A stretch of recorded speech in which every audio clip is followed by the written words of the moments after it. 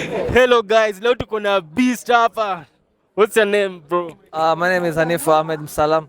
I'm a men's physical athlete, a personal trainer and a manager at the Bank Club. Okay, wewe unakula nini ndio ukue hivi? Uh, na chakula changu kama kawaida tu yani, kama I have like 6 meals a day, ambapo my first meal starts at 6 Yeah. at 6 a.m. Then I break them down into like after every 3 hours I have another meal.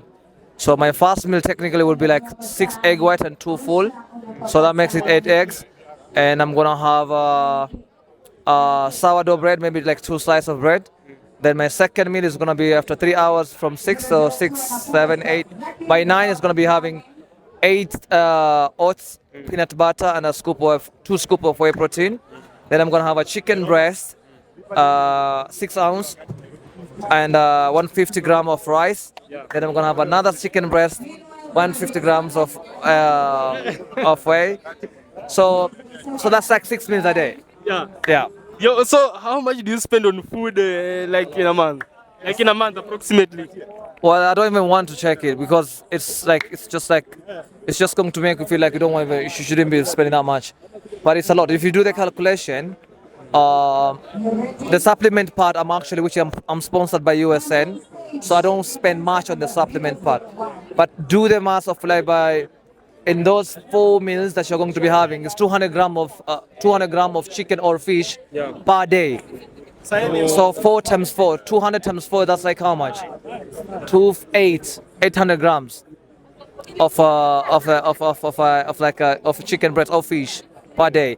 You haven't added the sweet potato, you haven't added the rice, you haven't added any supplement. So it's a lot. So it's a very expensive sport when it comes to like how much you're going to spend when it comes to building of either for like a competition.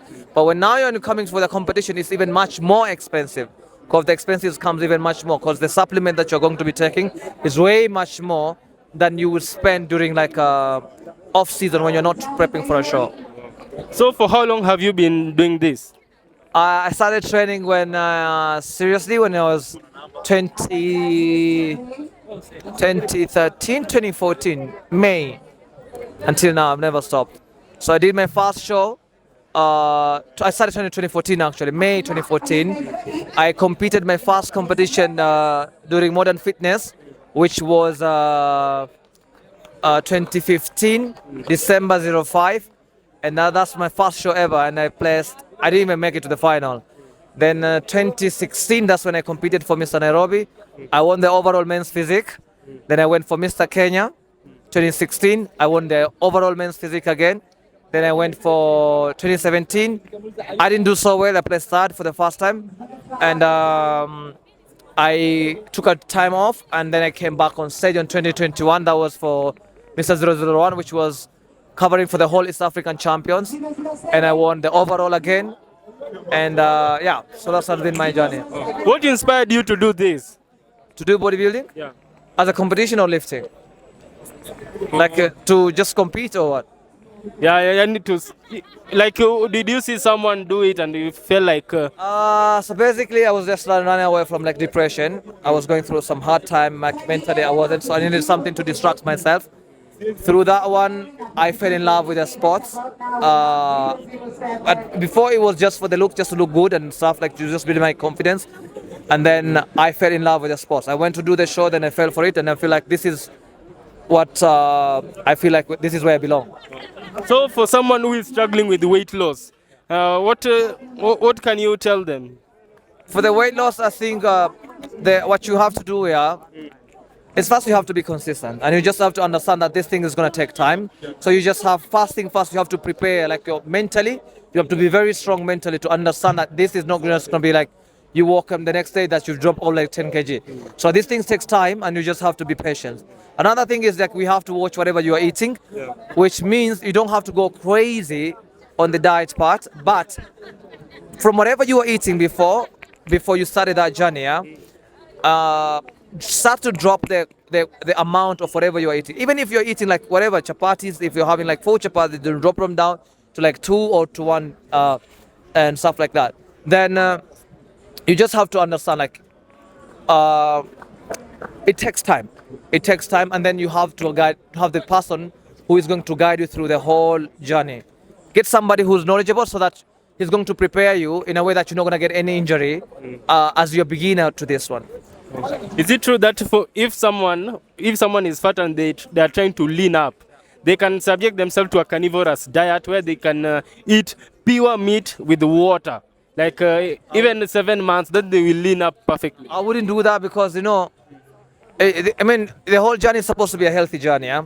So if you're gonna just deplete yourself with like having zero carbs, first it's going to mess you mentally. It's really gonna mess you mentally in a way by if you take away your carbohydrate for a very long time, your mood is gonna be messed. You're gonna be super grumpy, and you're gonna have a lot of hormonal imbalance at the same time. So it's not something you're going to sustain it in a very long term. So you just have everything, whatever you're having, just drop the portion of whatever the meal that you have been having before. Yeah. That's what I would say. Okay. If I want to get stronger in the gym, what are the main exercises that I should incorporate or I should measure on?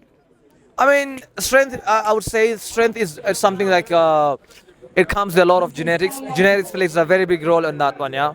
So sometimes you may be looking bigger, but someone who's looking smaller than you could be lifting heavier than you. So the genetic part plays a very big role on that one. And when it comes to the strength, is how just know like you're doing progressive like overload. Progressive overload is whereby you go for the fast reps, you go for higher reps, higher weight. As the weight goes up, weight goes up, the reps goes down. That's how it works. Okay, you have said that you are competing in men's physique. Yeah. How did you?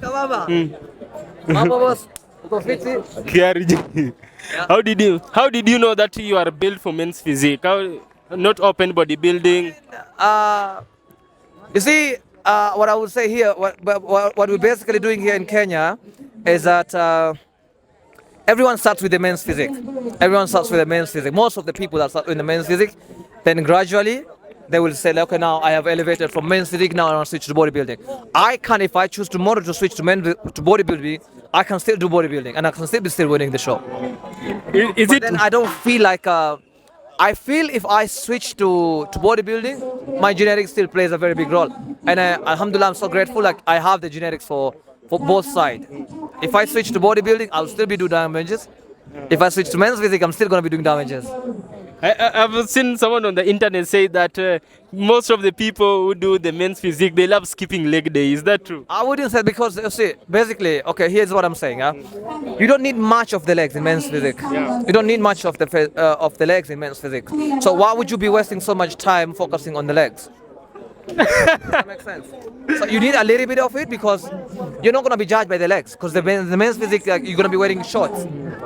Now the rule has even changed now. Yeah. So everything is just, there's a cup. There's a cup of your weight and the cup of your height.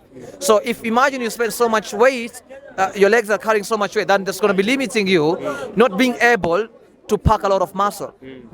Okay, what's your current body weight? It's 87 kg right now. 87 kg. Yeah. Are you now looking up to a competition? Right now, I'm not competing. I don't think I'm doing any show this year. But from next year for sure, maybe back on stage. Yeah, just to conclude, when you lean up, okay, you are now 87 kg out of season. Yeah. So when you are going for a competition, your weight always drops too. So my 2021, my show, I was 72 kg, yeah? And then when I went for the Dubai show, I was at 75 kg. Yeah. So I dropped from 87 all the way to 75. But my goal is to stay at 75 and 5% body fat, or 4. Okay. Yeah. What's your take on whey protein and creatine? Some people are always having questions, is creatine steroids? There's some funny comments I always see. Creatine is not steroid. Creatine is not steroid. Has never been steroid, will never be steroid. Creatine is basically just like water, yeah? So it's not steroid. There is no steroid. Actually, even like the natural athletes are taking creatine. Creatine is just going to give you the strength and the recovery of the muscle. So even like ADAC, AWADA, all that, you are allowed to use creatine. So you use this creatine? You use creatine monohydrate? I use creatine monohydrate from USA, pure. And what about which type of whey protein do you use? The Blue Lab Whey from USA. That's what I use.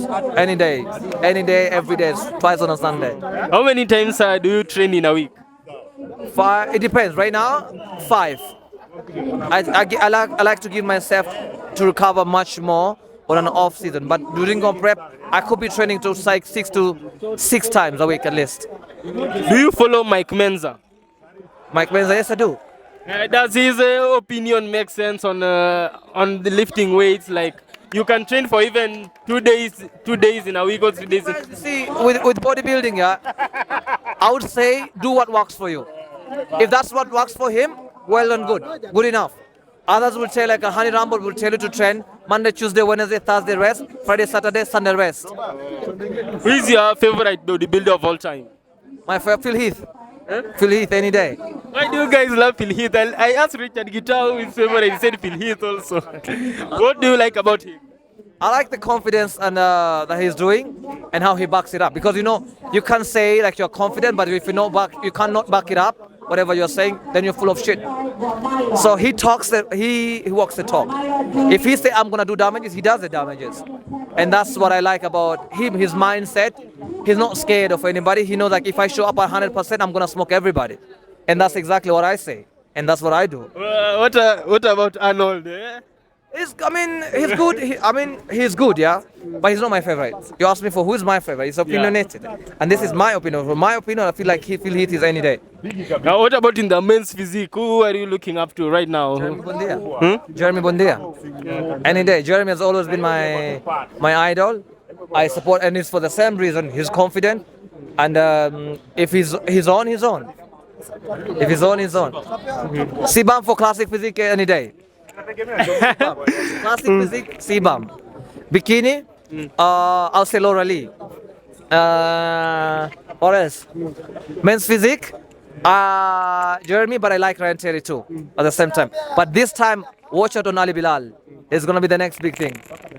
Do you follow Andrew Tate? 100%, any day, bro. He says that bodybuilders are cowards.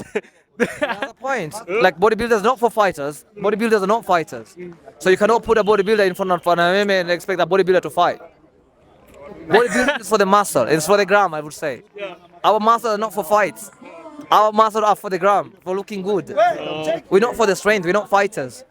Is it true that the gym can bring you more women? 100%. No woman, yeah. No woman wants a fatso. No, I don't mean to be disrespectful, but every woman wants someone who's looking good. Someone because it comes with a lot of confidence. If a guy who's not like fit, doesn't look fit, he comes with so much burden that constantly will need a justification from the woman, like, oh, you are fine, I like you the same way. But if you don't have money, that woman is gone, bro. Is it true that if you are strong in the body, you'll be strong in the mind? Absolutely. Because imagine if you have the right body, yeah? You walk in anywhere, wearing whatever you're wearing, you will walk there as confident like you own that place. Is it true that bodybuilders, people who wear baggy clothes, it's like they're insecure of their body, and I wouldn't say that. Yeah. Other people, everybody has their own style of like how they dress up. Other people, you cannot say like, oh, Sudanese, they like wear baggy kanzu, so it's because of lack of formula. Everybody has their own preference of choice. Italian swag is different from American swag. Italians are always tight, American are always baggy. Okay. What's your social media handles? My social media is Hanif_physique on Instagram, Hanif Msalam on Facebook, Hanif Physique, TikTok. Yeah. YouTube, Hanif Msalam. The last question is, how can someone who is measuring on fitness make money out of fitness? How can he? Someone measuring on fitness make money out of fitness, because young people are now coming into fitness. I would say how you carry yourself and how you brand yourself and how much impact you can have outside there, either on transformation of your clients.